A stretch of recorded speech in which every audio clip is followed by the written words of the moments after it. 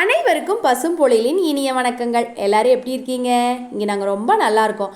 மீண்டும் இப்பதிவின் மூலமாக உங்களை சந்திக்கிறதுல ரொம்ப சந்தோஷங்க. இந்த பதிவு அள்ளி செடி எப்படி நடவு பண்ணுறது அப்படிங்கிறத பற்றிங்க. இங்கே பாருங்கள், இந்த மாதிரி ஒரு பெரிய டப்பு எடுத்துருக்கங்க. இந்த டப்புனுடைய உயரம் பார்த்தீங்கன்னா ஒரு 10 இன்ச் இருக்குங்க. அகலம் 20 இன்ச் இருக்குங்க. இந்த மாதிரி பெரிய டப்பு எடுத்துக்குங்க. நம்ம எந்த அளவுக்கு பெரிய டப்பு கொடுக்குறோமோ அந்த அளவுக்கு செடி நல்லா வளருங்க. இப்போ அடியுரம் கொடுத்துர்லாங்க. இது மக்குன மாட்டு சாணங்க, அல்லது நீங்கள் ஆட்டு எரு கூட போட்டுடலாம், இல்லை 2 கலந்து கூட போடலாம். 1 கிலோ அளவுக்கு போடுங்க. அதில் இருக்கிற கல் குச்சி எல்லாத்தையும் எடுத்துருங்க. நல்லா மக்குன்னு தான் இருக்கணும், ஈரமாக இருக்கக்கூடாதுங்க. இது போன் மீல். இது நம்ம கையில் ஒரு கைப்பிடி அளவு போடுங்க.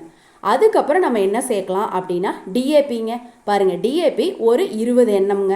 அதையும் போட்டுட்டு இந்த உரங்களை எல்லாமே நல்லா கலந்து விட்டுறணுங்க.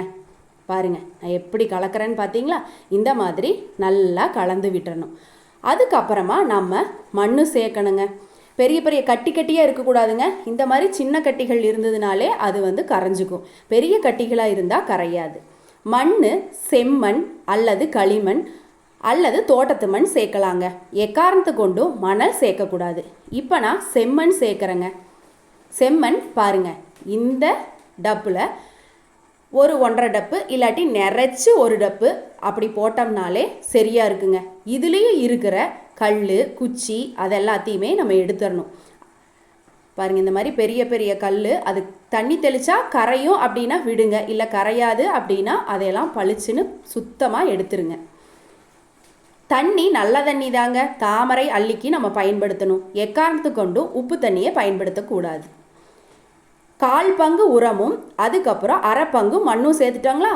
இதில் தண்ணியை நம்ம லேசாக தெளித்து விடணுங்க. பாருங்கள், இப்படி கை வச்சு பார்க்கும்போது பாதிக்கு இருக்கணும். நீங்கள் எந்த டப்பு எடுத்துட்டாலும் அடி உரமும் மண்ணும் சேர்த்ததுக்கப்புறம் அது எவ்வளோ இருக்கணும் அப்படின்னா அந்த டப்போட பாதிக்கு இருந்தால் போதுங்க. நம்ம தண்ணி தெளித்து செடியை நடவு பண்ணதுக்கு அப்புறமும் இந்த மண் கொஞ்சம் கீழே போகும். தண்ணி செடிகளுக்கு நிறைய மண் வேணுங்கிற அவசியம் இல்லை. இந்த மாதிரி நம்ம என்ன பண்ணணும் அப்படின்னா தண்ணியை தெளித்து விடணுங்க.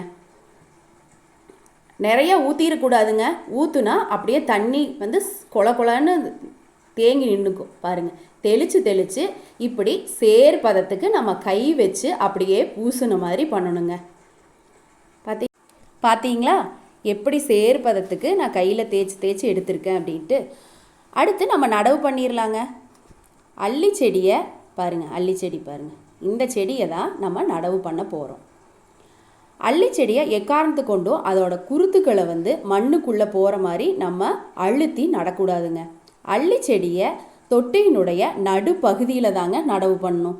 இந்த மாதிரி லேசாக குழி பண்ணிட்டு பாருங்கள், வேறு கிழங்கோடு இருக்கு இல்லைங்களா? அந்த அள்ளி செடியை அப்படியே வச்சு சேறு பதத்துக்கு இருக்கிற மண்ணை அப்படியே பாருங்கள், இப்படி லேசாக தாங்க. பார்த்தா இந்த பதிவில் உங்களுக்கு நான் ரொம்ப அழுத்துற மாதிரி இருக்கும், அப்படி இல்லை. லேசாக தாங்க அப்படியே வச்சு பாருங்கள், இப்படி சேர்த்து கொடுக்குறேன். குருத்துகள் எக்காரணத்து கொண்டும் நம்ம என்ன பண்ணிடக்கூடாதுங்க, மண்ணுக்குள்ளே அமுக்கி நடவு பண்ணவே கூடாது. பாருங்கள், இப்போ தெரியுதுங்களா உங்களுக்கு? பாருங்கள், அந்த குருத்துக்கள் மேலே தான் இருக்கும். கிழங்கையும் வேரையும் மட்டும் உள்ளே வச்சுட்டு லேசாக அழுத்தி கொடுத்தீங்கன்னா போதும், ரொம்ப அழுத்த வேண்டாம். பாருங்கள், இப்படி சுற்றிலே இருக்கிற மண்ணுகளை நம்ம என்ன பண்ணலாம், அந்த செடிக்கு பக்கத்தில் ஒரு ஆதரவுக்காக அப்படியே சேர்த்து அப்படி பூசுனாப்பில் வச்சிடணுங்க. வச்சுட்டு இந்த இலைகளை எல்லாமே நம்ம கொஞ்சம் ஒழுங்குபடுத்தி சீர்படுத்தி வச்சிடலாங்க. வச்சுட்டு இனி நம்ம என்ன பண்ணணும்னா தண்ணி சேர்க்கணும்.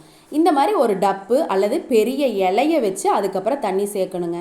இல்லை அப்படின்னா புது மண் இல்லைங்களா, நம்ம தண்ணி ஊற்றும் போது அந்த உரங்கள் எல்லாமே மேலே எழும்பி வந்துடும். எக்காரணத்து கொண்டும் அடி உரம் மேலே வரவே கூடாதுங்க. பாருங்கள், இந்த மாதிரி நம்ம தண்ணியை சேர்க்கணும். டப்பு நிறைய தண்ணி சேர்க்கணுங்க. அள்ளி செடி அந்த தண்ணிக்குள்ளே அப்படியே மூழ்கி இருக்கணும், அந்த மாதிரி சேர்க்கணும். இந்த மாதிரி ஒரு டப்பு வச்சு நம்ம அதுக்குள்ளே தண்ணியை சேர்க்கும்போது ரொம்ப எளிமையாக நம்ம என்ன பண்ணிடலாம், தண்ணியை உள்ளே விட்டுறலாங்க.